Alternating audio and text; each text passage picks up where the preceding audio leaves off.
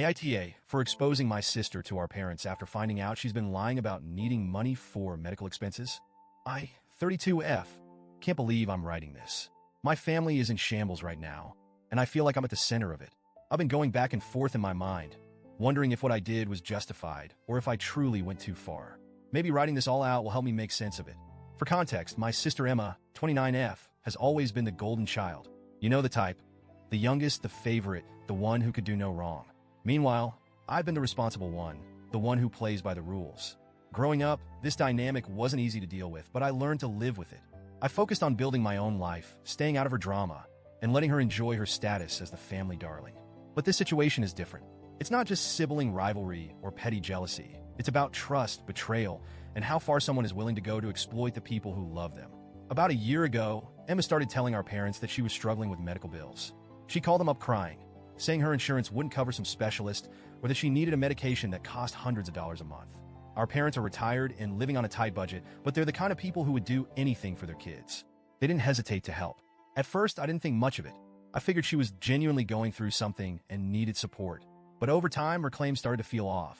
For one, she was always vague about what was wrong. She never gave specifics, just said things like, "It's really personal," or "I don't want to worry you with the details." And while she was supposedly drowning in medical debt, her social media told a very different story. Emma's Instagram was a highlight reel of luxury and indulgence. Designer handbags, nights out at trendy restaurants, spa weekends, and even a trip to Cancun. I tried to convince myself that she was just treating herself to cope with stress, but it didn't sit right with me. How could she afford all that if she was struggling to pay for essential medical care? The breaking point came last week. I was at a coffee shop when I ran into one of her friends. We started chatting, and this friend casually mentioned how amazing Emma's life seemed. "She's always buying the nicest things," she said. "Did you hear she's planning a trip to Europe in the spring? Must be nice." I felt like I'd been slapped. A trip to Europe? Emma had just asked our mom for $2,000 for some kind of medical test. I couldn't ignore the red flags anymore. That night, I went down a rabbit hole. I scrolled through her Instagram and pieced everything together. There it all was, evidence of a lavish lifestyle completely at odds with the story she'd been feeding our parents. I saw photos of her with designer shopping bags, posts from high-end restaurants, and even receipts from luxury stores. It was undeniable. I confronted her the next day. I didn't want to jump to conclusions, so I asked her directly, "Emma, what's going on? Are you really struggling with medical bills? Or is there something else you're not telling us?" At first, she played dumb. "What are you talking about?" she said, her voice dripping with fake innocence. But when I pushed harder, her mask slipped. "Okay, fine," she snapped. "I don't have medical bills. But it's not like they can't afford it.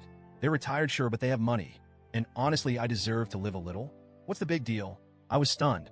My parents had been making sacrifices to help her, cutting back on their own expenses, dipping into their savings, all because they thought they were helping her stay alive. And she just shrugged it off, like it was no big deal.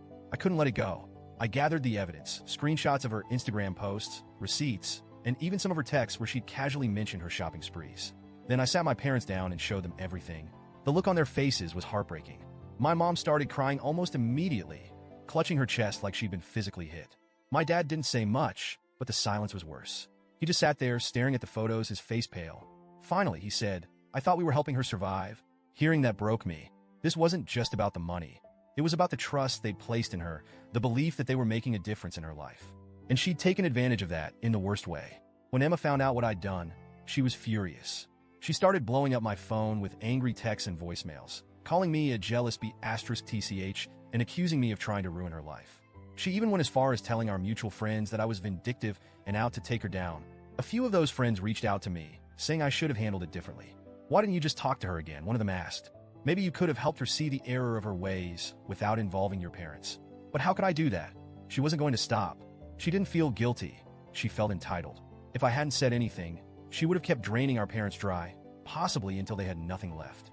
Now, our family is a mess. Emma isn't speaking to any of us. My parents are heartbroken, not just because of the money, but because of the betrayal.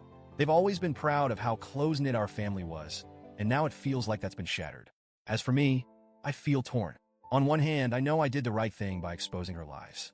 Our parents deserve to know the truth. But on the other hand, I can't shake the guilt. Did I handle it the wrong way? Could I have done something differently to avoid this fallout? I keep replaying my dad's words in my mind. I thought we were helping her survive. If I hadn't spoken up, they'd still be sacrificing for her, believing they were making a difference. But now, the truth is out, and it's left us all in pieces. So, Ida?